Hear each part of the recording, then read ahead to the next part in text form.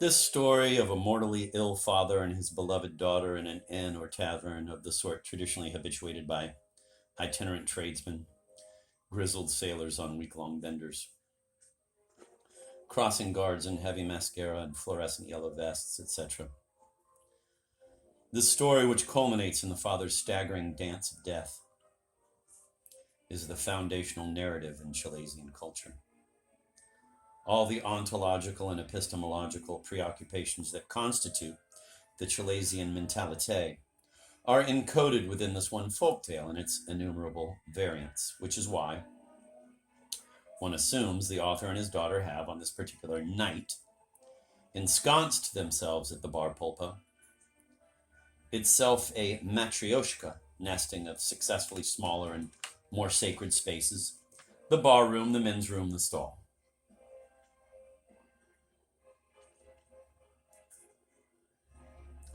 One of the first things you'll see upon arriving at Kermunkachunk International Airport are the huge murals depicting various scenes from the folktale, running the entire length of the moving walkway that conveys you from the arrival gates to the baggage carousels.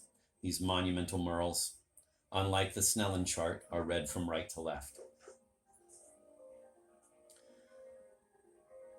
The father and the daughter toasting their everlasting devotion to each other, clinking tiny tin mugs, rough-hewn shot glasses of, quote, gravy, end of quote, a fiery Chilesian vermifuge, washed down with flagons of lager.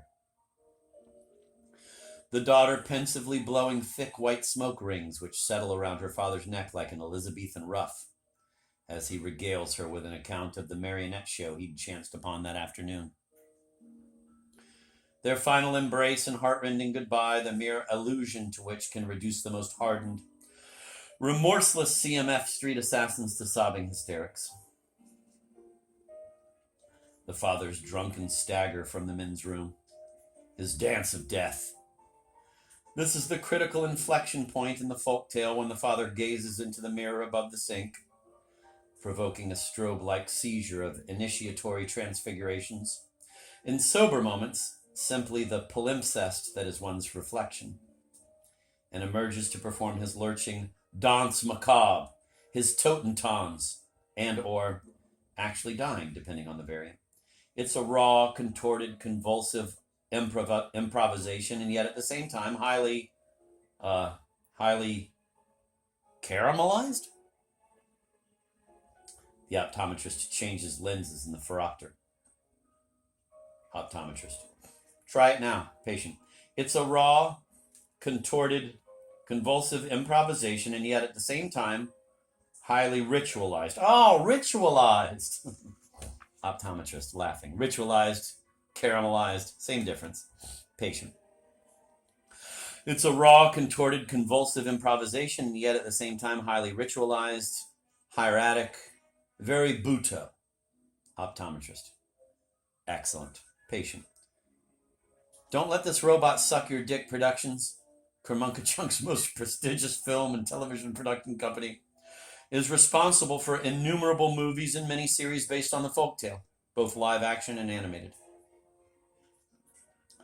The company's ethos, their cri de guerre, really, shouted by a robot at the beginning of each movie like the roar of the MGM lion, was taken from a commercial for International Delight coffee creamers. Quote, I like it international and I expect to be delighted, end of quote.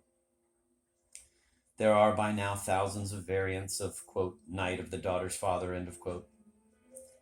Each a cryptographic hash of the previous iteration, many of which at this point don't even include a father or a daughter or take place at night.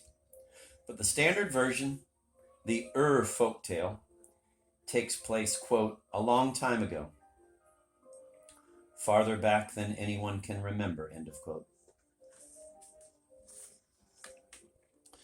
There was once a small inn at the foot of a hollow mountain.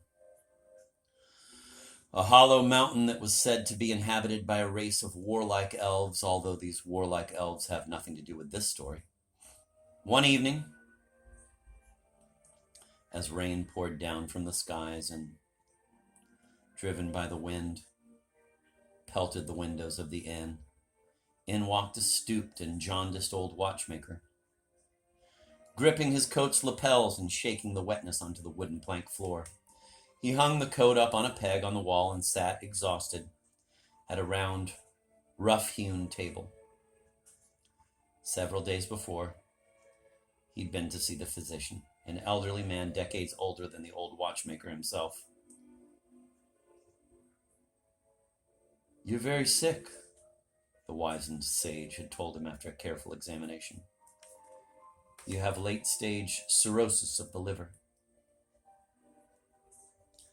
A glaringly anachronistic avant-la-lettre diagnosis, arrived at through an assortment of fuming alembics, strange alchemical essays, and surf, the permutation of letters.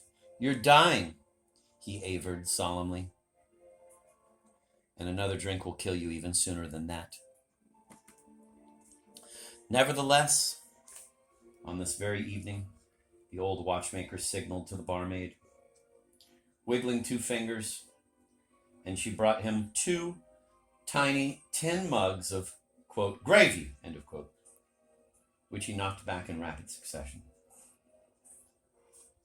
Just then, a young woman, mid-20s, petite, and soignée in her hooded cloak, entered and surveyed the bar. The watchmaker waved, catching her attention, and beckoned her over to the table. It was his beloved and kind-hearted daughter, whom he adored more than anything in this world. He'd arranged to meet her here at this inn at the foot of a hollow mountain to tell her the sad news about his illness, to tell her that he was dying. And although she had traveled miles and miles in an ox-drawn cart along rock-strewn, muddy roads in the raging storm and was completely exhausted, she happily threw her arms around him and kissed him over and over again before removing the hood of her cloak, dappled from the rain, to reveal her lustrous black hair, intricately plaited into a chignon that rested at the nape of her neck. He was her beloved and kind-hearted father, and she adored him more than anything in the world. On cold nights when she was young, he would hold her little feet in his hands to warm them as he sang, "You are my sweet, sweet girl, and I love you so. This song will last forever, long, long after I go."